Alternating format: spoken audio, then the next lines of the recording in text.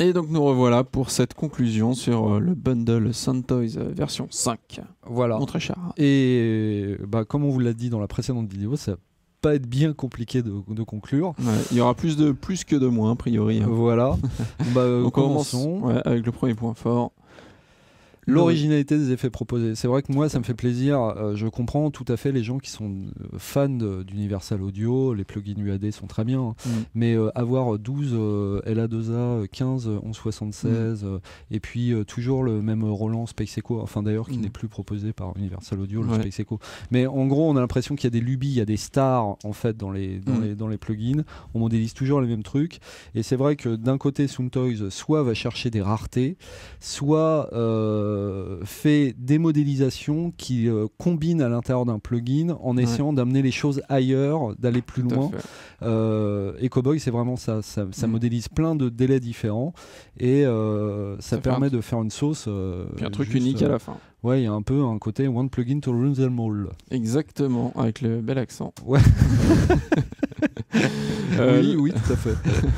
Donc l'ergonomie aux petits oignons.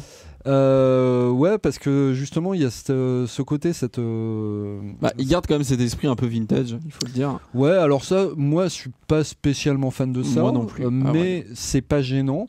Mais ce que j'adore par contre, c'est que dans un premier temps, on a une interface le plus souvent simple qui nous est présentée avec quelques boutons qu'on comprend facilement, et puis après on clique sur tweak ou sur modulation et puis se déplie des panneaux et là on accède à d'autres réglages et puis on se rend compte que le joujou est plus complexe qu'il n'y paraît. Mais j'aime bien ce côté par degré et j'aime bien aussi en général, et c'est vrai sur tous les plugins, vous avez vu qu'on pouvait accéder aux presets de plugins séparés. Les presets sont super bien foutus, les mecs de Soundtoys s'y connaissent vraiment en matière de sound design et rien que dans les presets il y a vraiment de quoi faire. C'est déjà un très bon départ, ça c'est vrai que c'est toujours plaisant à voir. Autre point fort, la qualité audio et la musicalité de tous les effets. Ouais, voilà. Alors je laisserai les spécialistes ergoter sur le fait que ah oui mais quand même l'analogique ça sonne mieux, tout ça machin. Moi je trouve que ça sonne d'enfer, c'est-à-dire je sais pas si ça sonne comme les vrais ou mieux que ceci ou mieux que cela. Je trouve que ça sonne d'enfer et que jamais je me suis dit ah c'est moche. C'est vrai.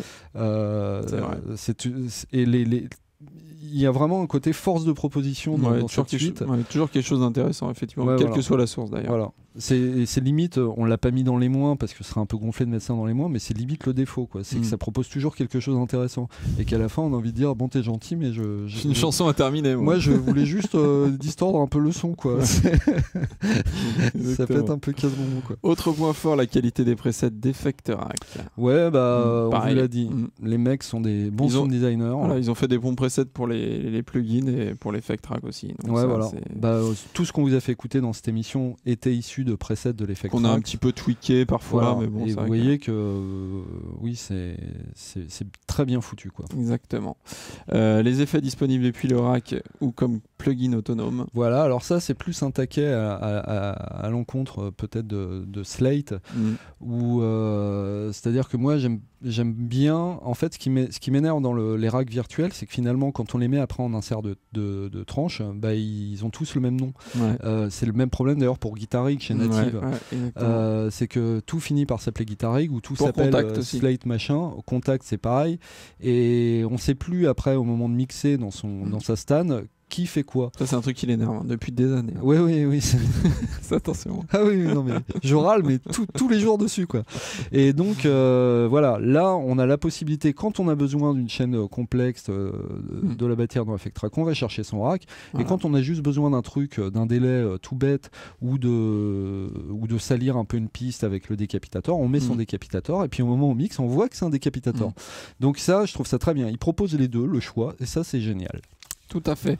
L'uniformisation de la section de modulation. Voilà, il y avait chez certains plugins, donc il y a des possibilités de, donc ça ne concerne pas par exemple le Radiator ou tout ça, mais dans beaucoup de leurs plugins, il y a la possibilité de faire des modulations, et ils ont uniformisé les outils pour step séquencer, pour toucher aux courbes du LFO, et c'est une très bonne chose que tout fonctionne maintenant de la même façon. Ça simplifie la prise en main.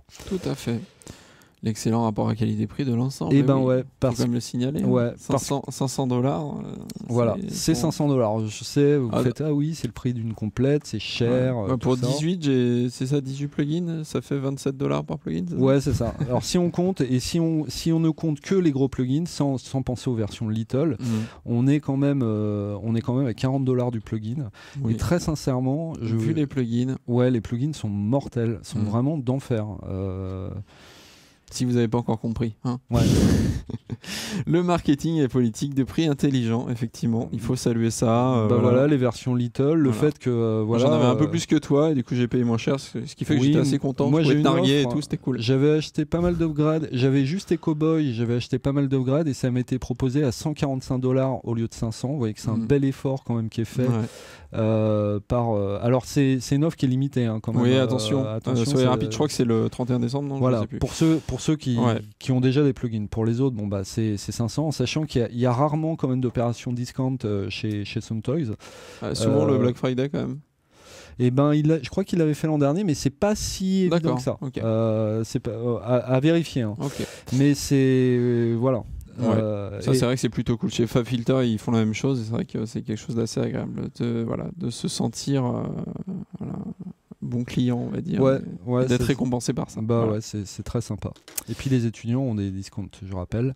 Toujours. Et ça c'est important aussi parce que on n'en a pas parlé, mais c'est super justement important. Avant c'était uniquement protection iLock physique. Moi l'iLock c'est un truc qui m'a toujours gonflé, même si je comprends la raison pour laquelle les développeurs y recourent. Et depuis quelques temps, l'iLock permet de faire une protection logicielle, c'est-à-dire c'est votre ordinateur, son disque dur, je crois, qui va servir de dongle. Et donc, vous pouvez autoriser jusqu'à 2 ordinateurs, je crois. Et puis, dans votre gestionnaire iLock, vous pouvez désautoriser un ordinateur pour en réautoriser un autre. Voilà, c'est beaucoup plus simple que cette bonne vieille clé pourrie iLock. Qu'on casse ou qu'on perd toujours. Voilà. Donc ça, c'est vraiment cool. Un gros point fort, effectivement. On commence les points faibles, il n'y en aura pas beaucoup, attention. Voilà, Effect Track, c'est cool parce qu'on a des chouettes presets et tout, hein.